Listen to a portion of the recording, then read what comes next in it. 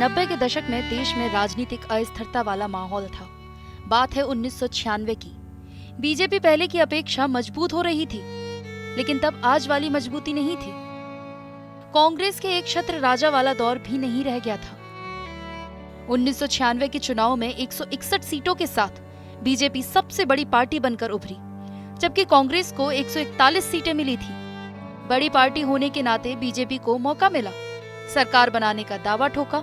अटल बिहारी वाजपेयी ने शपथ ली, प्रधानमंत्री बन भी गए, लेकिन हुआ क्या? सदन में बहुमत साबित नहीं कर पाने के कारण महज 16 दिन में सरकार गिर गई। इसके बाद जो दौर आता है वो मुलायम सिंह यादव के लिए कभी नहीं भुला पाने वाला था। ये वो दौर था जब मुलायम प्रधानमंत्री की कुर्सी तक पहुंचते पहुंचते रह गए थे।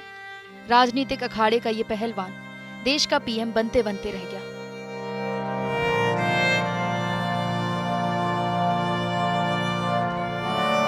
यादव कुल के एक नेता के पीएम नहीं बन पाने के पीछे यादव कुल के ही एक दूसरे नेता भी बड़ी वजह रहे, और शायद एक और तीसरे नेता भी। मुलायम सिंह को पीएम नहीं बन पाने का मलाल हमेशा रहा, और वो इस बात को स्वीकारने से कभी भी पीछे नहीं हटते थे।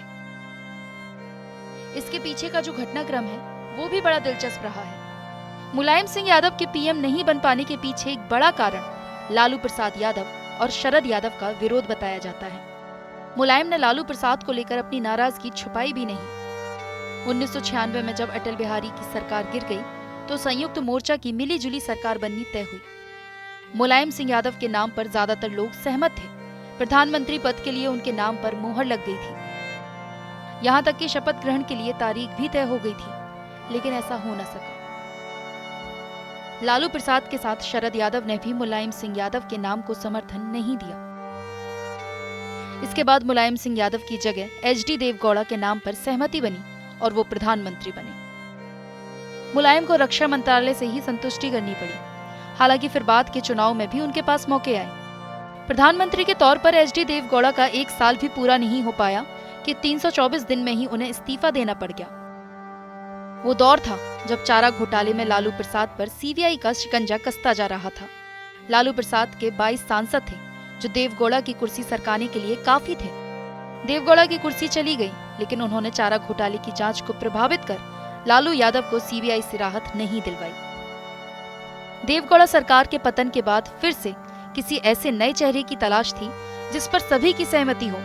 लालू प्रसाद ने खुद के लिए प्रयास किया। माकपा के ज्योति बसु ने उनकी उम्मीदवारी पर वीटो लगा दिया। चंद्रबाबू नायडू ने खुद को इस दौर से इसलिए बाहर कर लिया था कि वे संयुक्त मोर्चा की डगमगाती नाव की सवारी नहीं करना चाहते थे। पत्रकार और वरिष्ठ लेखक शंकरचंद ठाकुर अपनी किताब बंधु बिहारी में लिखते हैं कि मुलायम सिंह यादव के नाम पर नायडू को आपत्ति नहीं थी। कम्युनिस्ट पार्टी ने भी मुलायम के नाम पर सहमति दी थी और समर्थन देने को तैयार थी, लेकिन लालू प्रसाद फिर अड़ गए कि एक यादव को ही प्रधानमंत्री बनना है तो वो खुद क्यों नहीं हो सकते। लेकिन चारा घोटाले में उनके खिलाफ जांच चल रही थी। फिर मुलायम पर भी तो भ्रष्टाचार के आरोप लगे थे। लालू यादव ने स्पष्ट कर दिया कि वे उत्तर प्रदेश के यादव का समर्थन नहीं करेंगे, और फिर उन्होंने चंद्रबाबू नायडू और कम्युनिस्ट पार्टी के सामने एक नया नाम प्रस्तावित कर दिया, इंद्र कुमार गुजराल। गुजराल की छवि साफ थी। वे सम्मानित व्यक्ति थे, बौद्धिक थे और शासन कला में भी अनुभवी थे। किसी को उनके नाम पर आपत्ति नहीं थी। बहरहाल गुजराल के गुण औरों के लिए कारण रहे होंगे, लेकिन लालू प्रसाद ने तो इस उम्मीद में उन्हें आगे बढ़ाया था कि पीएम की कुर्सी पर उनका आदमी बैठे और उन्हें राहत मिले।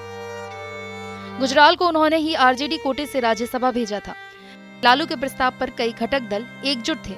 गुजराल पीएम बने और इस तरह एक बार और मुलायम के हाथों से पीएम बन पाने का अवसर निकल गया। मुलायम सिंह ने एक बार बयान भी दिया था कि चारों लोगों ने मुझे प्रधानमंत्री नहीं बनने दिया, लालू प्रसाद यादव, शरद यादव, चंद्रबाबू नायडू और वीपी सिंह।